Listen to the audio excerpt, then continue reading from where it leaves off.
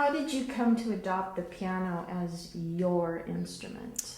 My parents approached me and as a kid and asked me if I'd like to take lessons, and at the time I was like, sure, cool, sounds fun, and I just stuck with it, and it kind of became my voice. I remember I was in third grade and there was a talent show, and my dad wrote out this cool boogie woogie piece for me to play, and I think at that moment I kind of realized this is definitely what I'll be doing the rest of my life. Aww. Yeah. So you don't think your dad then would have been disappointed if you told him you'd wanted to be an architect? No, I don't think he'd be disappointed. My parents are both real supportive of both me and my sister and all of our choices in life, so if it was architecture, that's all good too. Okay. Growing up in a jazz household, you must have driven your classical piano teacher crazy with all your jazz leanings. I don't know if I drove her crazy. That's something to ask her. But I think she certainly enjoyed having me as a student, and you know, I think the genre distinctions aren't that important, anyways. You know, jazz and classical, it's all music. So I think she probably recognized that I was passionate about music, and that was what was important to her, regardless of whether it was Beethoven or Miles Davis. Right. Well, how long did you study with her? Almost 11 to 12 years, somewhere in there, yeah. Wow. Yeah. So she really watched you grow. Yeah, most definitely. Most definitely. Taught me how to play the instrument, that's for sure. How do you, how do you react when people compare you to the great Oscar Peterson? And did you ever get to meet Oscar?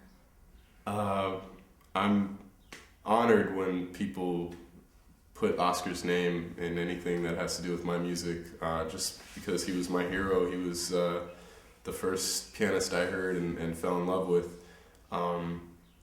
And yeah, I did get to meet him. It was, he had a performance at the Hollywood Bowl, and I remember going backstage and standing in line with the rest of the people and just shaking his hand, and you know, when you meet somebody that is your hero, you can't really say much to him, so I just said, you know, I love your music and I'm constantly coming back to it, and thank you.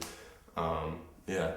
So he's been your source of inspiration? Yeah, that was definitely my first source of inspiration, and since then I've been able to check out a lot of other pianists, all the greats, from Keith Jarrett and Bill Evans and Chick Corea, Herbie Hancock, Brad Meldau. I mean, the list is so long now, but it all started with Oscar.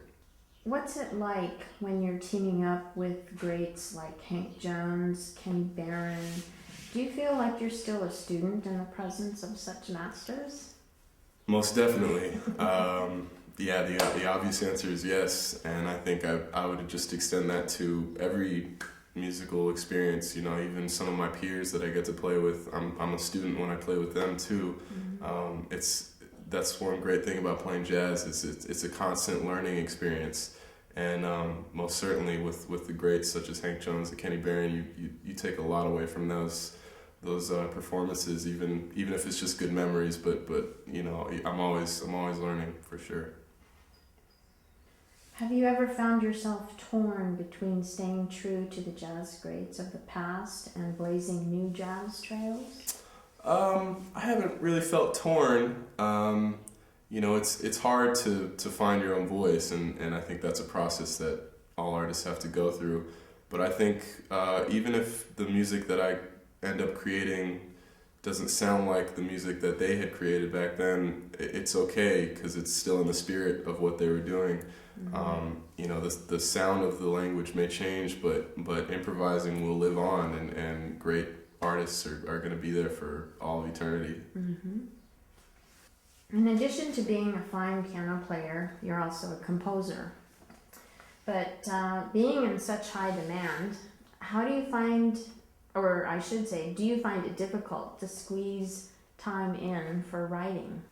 Yeah, I find it difficult to squeeze time in for everything these days. I know the feeling. Yeah, my schedule gets busier and busier, but that's a good thing, and just try to stay inspired and write wherever I get a chance. You know, even if it's on the road, I carry around a little keyboard with me and try to get it done if I can. But I still feel like I'm very much a beginner in the composition realm compared to just playing the instrument. Mm-hmm. So it's an exciting journey. I feel like I'm just starting on it. Mm-hmm.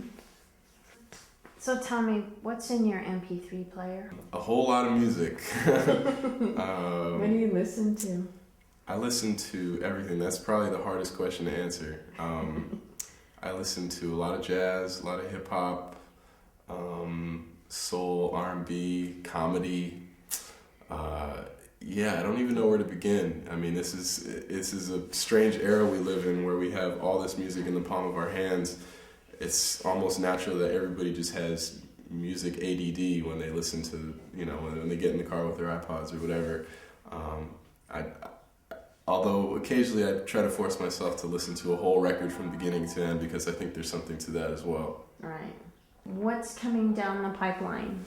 What's coming up? Well, I plan on recording a CD soon with a trio, so I'm trying to get the compositions together and tighten up the group, and so that's kind of exciting. I'm working towards that, and just playing with whoever calls. I live in New York City now, and it's just, that's the mecca for jazz. It's so humbling to be in that place where everybody's inspired and working really, really hard. So a lot more to come. Yeah, most definitely. Good. Yeah. So the people that you envision playing on your new project, will they also be touring with you? Yeah, most definitely. Uh-huh. I've used Joe Sanders on bass and Justin Brown on drums for the past couple months, and it's been a really great experience, and we're getting tighter and tighter, so I think we're definitely going on the road. Now, how did you guys hook up? We met in high school at the Grammy Band thing. The Grammy Band is like a... Right. So we met back then, and since then we just keep crossing paths. And the jazz world is kind of a small world. If you don't know somebody else, you know of them, or you know somebody who knows them. So we met back then and kind of stayed in touch, and now we all live in New York, so it's great. We get to play a lot. Cool. Yeah.